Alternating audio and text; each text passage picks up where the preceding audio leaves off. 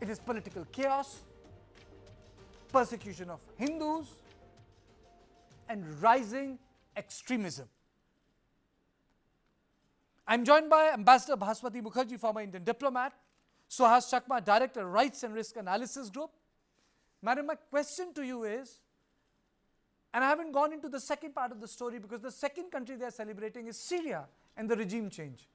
But I would restrict myself with both of you to Bangladesh. How do you explain this bias and the framework in which certain developments can be sold globally, madam? Thank you so much for having this debate. In the first instance, Economist lost its credibility decades ago. Nobody reads The Economist, not even in the United States. They read the Washington Post. They don't read Economist. Economist suffers from what is called post-colonial hangover.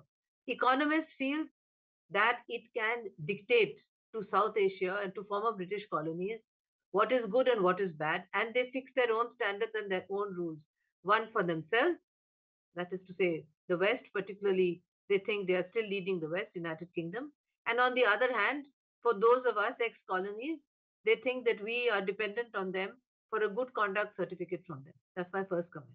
Second, they have sunk to the depths of depravity by labeling Bangladesh as the country of the year.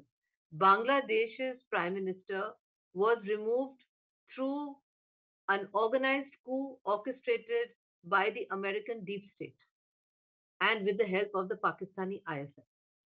Today, the as you rightly pointed out, Prabhu Chinmaya Das is not being given bail because no lawyer is being permitted to defend him. In other words, it means that there is no rule of law in Bangladesh, there is no free press in Bangladesh, there is no free judiciary in Bangladesh. Its economy is in free fall. Their people are desperate to come to India for medical treatment.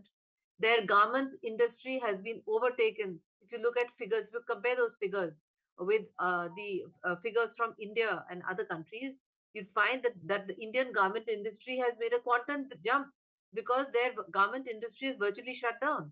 Moreover, most of the raw material for the garments industry comes from India. The inflation that you're talking about, it's actually the figures are higher, much higher. And moreover, like in West Bengal, the Bangladeshis are completely dependent on a fish and rice diet. Their fish has become unaffordable because they have also stopped exporting their fish, which used to come mainly to India to by daily flights to Delhi, to Bangalore, etc. Direct flights. It's all stopped. So the point here is that since Muhammad Yunus has demonstrated that he is a greedy despot clinging to power and that he has promised under huge pressure and Trump's impending inauguration that he'll have the elections in the first week, in the first half of 2026, it means that he wants to cling to power through non-democratic means. Moreover, when he talks of people's power, where is the people's power? People's power is demonstrated through free and fair elections. If he was successful in holding free and fair elections, establishing rule of law, ensuring that there are no attacks on minorities, ensuring that the development which Sheikh Hasina had overseen through all her years of prime ministership continues, then they would have a minor chance in getting a mention in any credible international. Ma'am, let me come to another point here. In the entire Western media, Islamophobia is very intensely debated. Suhas, it's very intensely debated.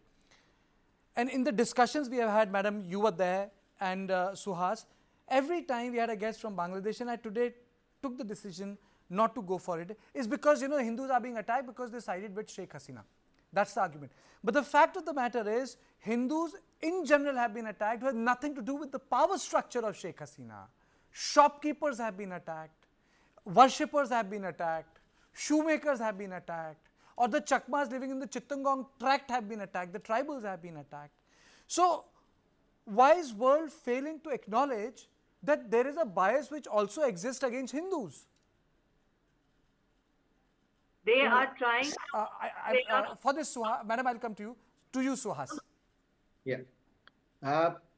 See, I think the award was given by some people who do not know how many districts are there in Bangladesh, how many upazilas are there, and they think Bangladesh is a composite unit, and they do not recognize the diversity of the country. And when you do not recognize the diversity of the country, then you have the tendency to overlook all the elements which you have mentioned. They have realized, forget about the attacks on the Chakmas and other tribals or the Hindus. They have failed to realize one particular fact. Whatever wrong was with Sheikh Hasina's government is being replicated by Muhammad Yunus. There is no judiciary because all the judges have been forced to recognize, they resign, and there are thousands of people, hundreds of thousands of people who are being falsely prosecuted. The International War Crimes Tribunal, which you had condemned earlier, that is being justified. Show me one particular incident where Yunus seems to be better than Hasina, for which you are actually in a way, recognizing as the country of the year. I mean, I would say on record that the performance of the Yunus government is actually worse than Hasina for only one reason. Hasina had ensured that there could not be any systematic attacks on minorities and indigenous peoples. She might not have done great things about these two communities, but she had at least ensured that rule of law prevails. And at this point of time, forget about the minorities and indigenous peoples.